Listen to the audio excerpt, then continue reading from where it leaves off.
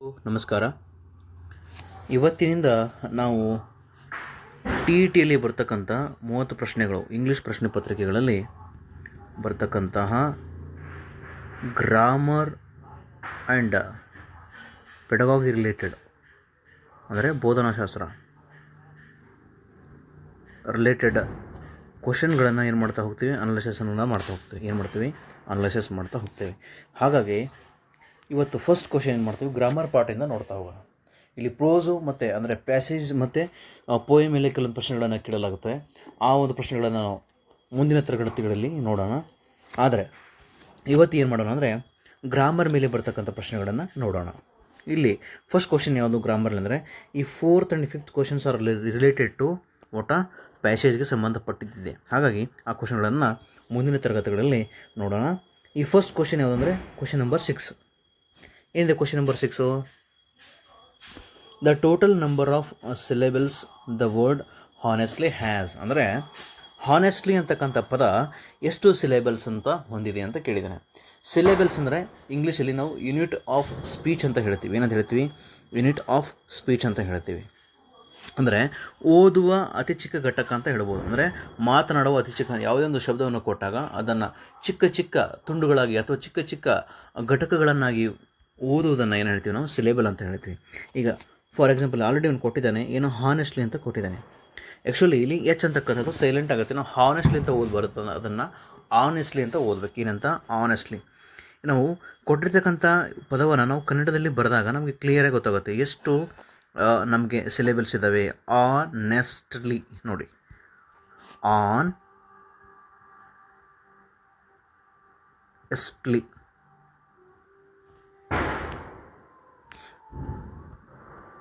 1 2 3 honestly ಅಂದರೆ ಎಷ್ಟು? ನಮಗೆ 3 ಘಟಕಗಳಾಯಿತು. One unit, 2 unit and 3 unit. ಅಂದರೆ ಎಷ್ಟಿದ್ದಾವೆ ನಮಗೆ ಅಂದರೆ 3 ಅಂತ. ಸರ್ ಅರ್ಥ ಆಗಿಲ್ಲ ಅಂದರೆ ಇನ್ನೊಂದು ಎಕ್ಸಾಂಪಲ್ ನೋಡೋದು. ಅಂದರೆ for example doctor, doctor DOCTOR doctor ನೋಡಿದಾನೆ. ಡಾಕ್ಟರ್ DOC TOR ಟಾರ್. ಸರ್ ಇದು ಕನ್ನಡದಲ್ಲಿ ಹೆಂಗೆ ಅಂದರೆ ನೋಡಿ, doctor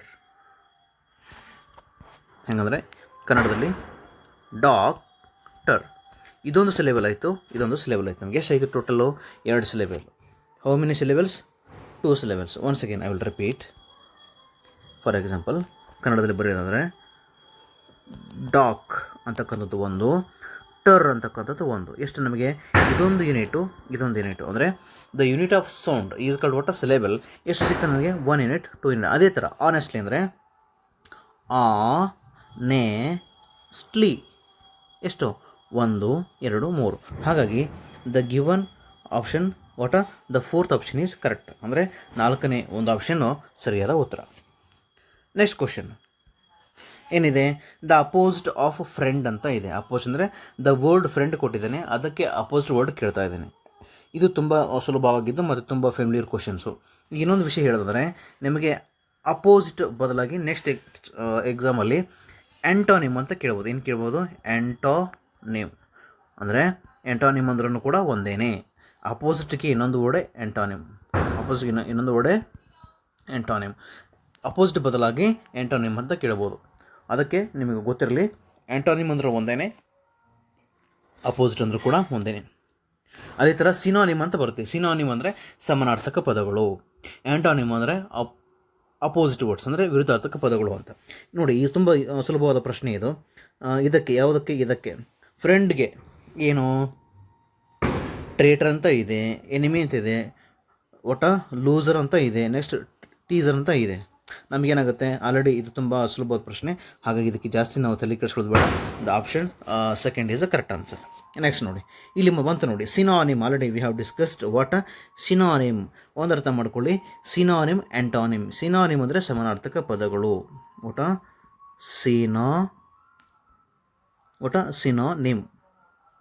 synonym.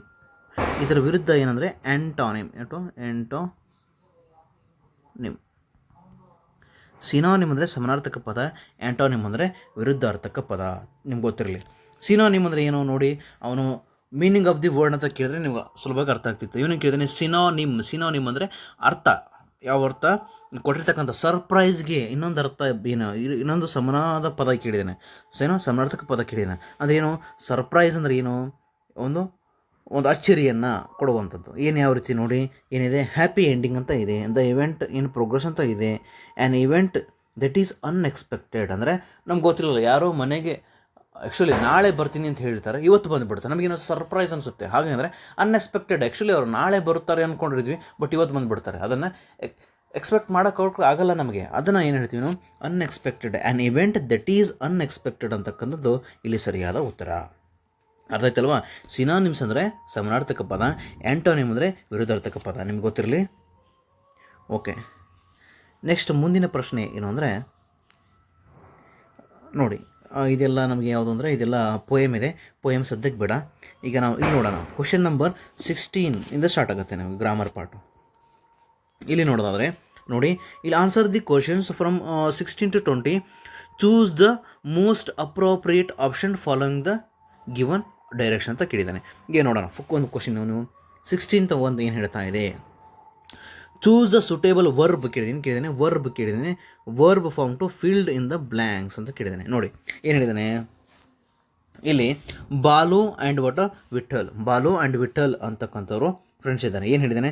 Balu and Vittal dash good bowlers ಅಂದರೆ ಬಾಲು ಮತ್ತು ವಿಠಲು ತುಂಬ ಉತ್ತಮವಾದ ಬೌಲರ್ಗಳು ಅಂತ ಹೇಳ್ತಾ ಇದ್ದಾನೆ. ಅಂದರೆ ಇಲ್ಲಿ ಏನು ಬರಬೇಕು? ಈಸ್ ಬರಬೇಕಾ, ಆರ್ ಬರಬೇಕಾ, ಹ್ಯಾವ್ ಬರಬೇಕಾ, ವಾಸ್ ಬರಬೇಕಾ? ನೋಡಿ ಇಲ್ಲಿ ಹ್ಯಾವು ಬರಲ್ಲ, ವಾಸು ಬರಲ್ಲ. ನಮಗೆ ಒಂದು ಈಸ್ ಬರಬೇಕು, ಇಲ್ಲ ಆರ್ ಬರಬೇಕು.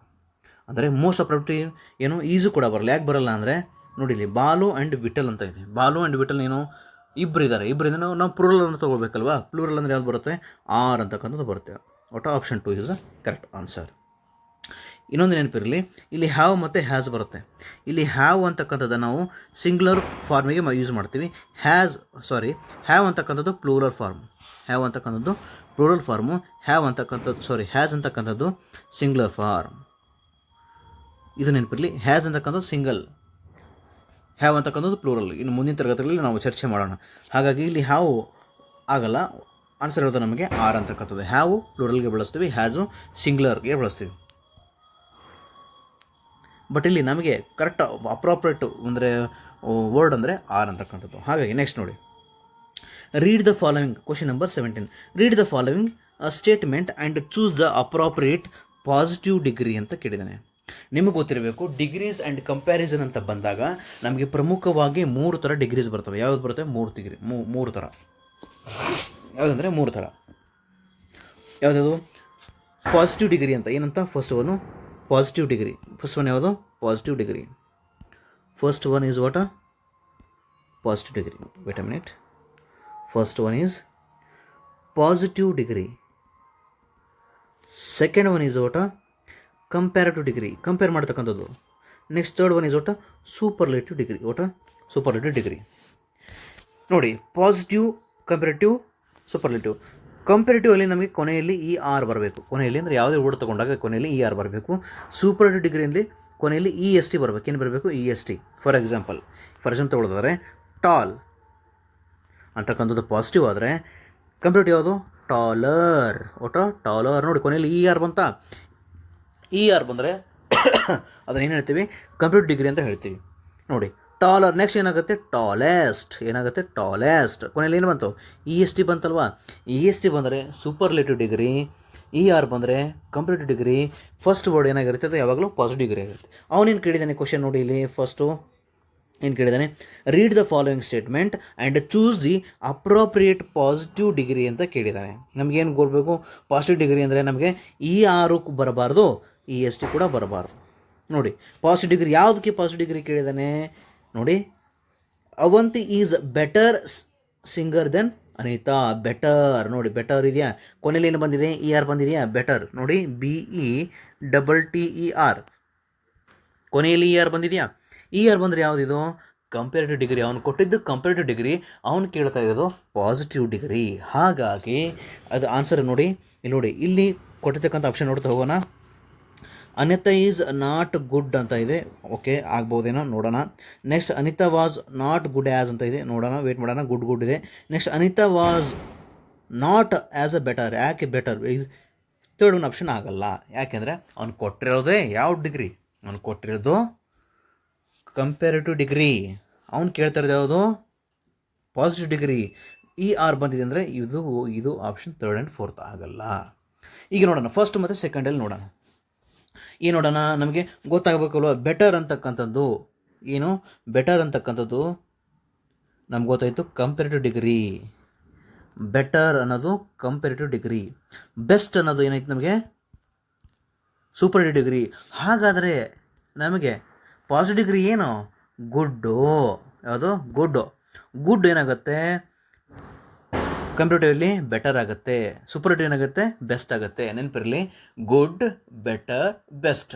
Good is a positive degree, better is a comparative degree, superlative ಎಲ್ಲಿ ಬರೋದು? ಬೆಸ್ಟ್. Good, better, best. ಹಾಗಾಗಿ ನಮ್ಗೆ ಎರಡರಲ್ಲಿ ಕನ್ಫ್ಯೂಷನ್ ಆಗುತ್ತೆ. ಇನ್ನು ಗುಡ್ ನೋಡಿ, ಇನ್ನೊಂದು ಈಸಿ ಅಂದರೆ ಅವಂತಿ ಈಸ್ ಅಂತ ಇದೆ ನೋಡಿ. ಈಸ್ ಎಲ್ಲಿದೆ ನೋಡಿ?